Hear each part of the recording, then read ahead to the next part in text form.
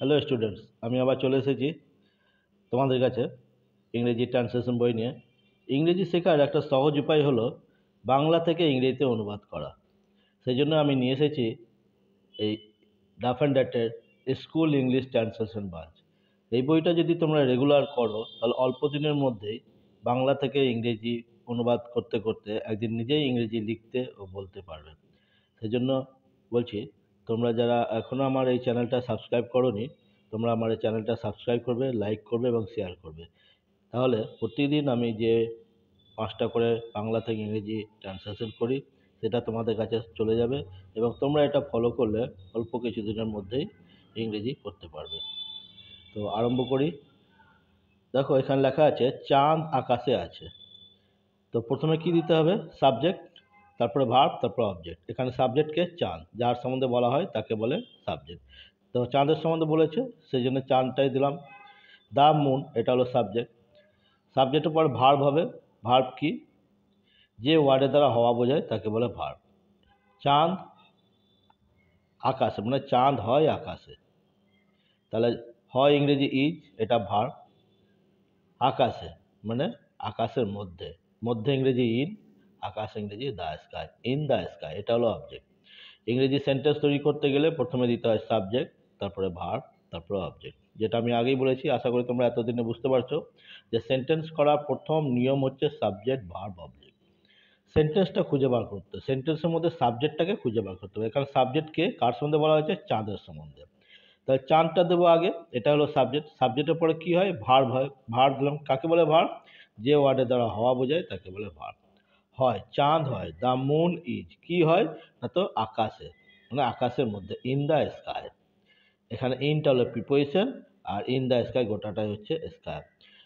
Preposition আমি আগেই বলেছিলাম কাকে বলে, যে ওয়ার্ড নাউনের সঙ্গে নাউনের মধ্যে সম্পর্ক স্থাপন করে তাকেই বলে প্রিপোজিশন। এখানে মুন একটা নাউন, স্কাই একটা নাউন। এই দুটো নাউনের মধ্যে সম্পর্ক কোথায় কে স্থাপন করছে? ইন। আর চাঁদ হয় কোথায়? হয় চাঁদ তা আকাশের মধ্যে, এই ইনটাই হচ্ছে প্রিপোজিশন। ঠিক আছে, বোঝা গেল? পরে দেখো, মসজিদটি আমার বাড়ির সামনে, সেরকমই দেবো, the mosque is in front of my house. Subject, verb, object দিলাম।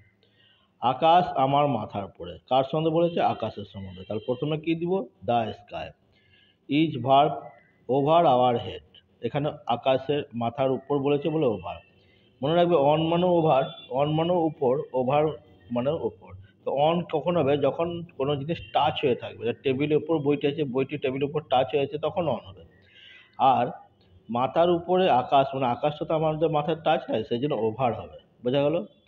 দ্য স্কাই সাবজেক্ট, ইজটা verb, over our head object. লোকটি গাড়ির মধ্যে, সাবজেক্ট বার করো, কে, কার সম্বন্ধে বলা হয়েছে? লোকটির সম্বন্ধে। তা দ্য ম্যান হবে সাবজেক্ট। লোকটি কি? লোকটি, লোকটি হয়, হয় ইংরেজি ইজ দিলাম, এটা ভার্ব। হয় কি হয়? অর্থাৎ গাড়ির মধ্যে, তা গাড়ির মধ্যে ইন দ্য কার। ঠিক আছে, ইনটা প্রিপোজিশন আর ইন দ্য কার গোটাটাই হচ্ছে অবজেক্ট। বইগুলি আলমারিতে, the books are in the almirah. আলমারিতে বলতে আলমারির মধ্যে, সেখানে জন্য এখানে ইন হয়েছে। ঠিক আছে, তো আমি 16 থেকে 20 বুঝিয়ে দিলাম। আশা করি তোমরা বুঝতে পারছো কাকে সাবজেক্ট, কাকে ভার্ব, কাকে অবজেক্ট বলে। এটা করবে, করার পর নেক্সট আমি পড়া দেবো এখান থেকে 5টা, 21 থেকে 25 পর্যন্ত। এটা করে রাখবে, করে আবার যখন আমি কালকে বুঝিয়ে দেবো তখন তোমরা এটা একবার ভালো করে প্র্যাকটিস করে তারপর বুঝবে। আমি আবার বলছি, তোমরা অবশ্যই আমার চ্যানেলটাকে সাবস্ক্রাইব করবে, লাইক করবে এবং শেয়ার করো। আর যদি বুঝতে কিছু অসুবিধা হচ্ছে তাহলে কমেন্ট বক্সে তোমাদের মতামত লিখে পাঠায়। ওকে, ধন্যবাদ।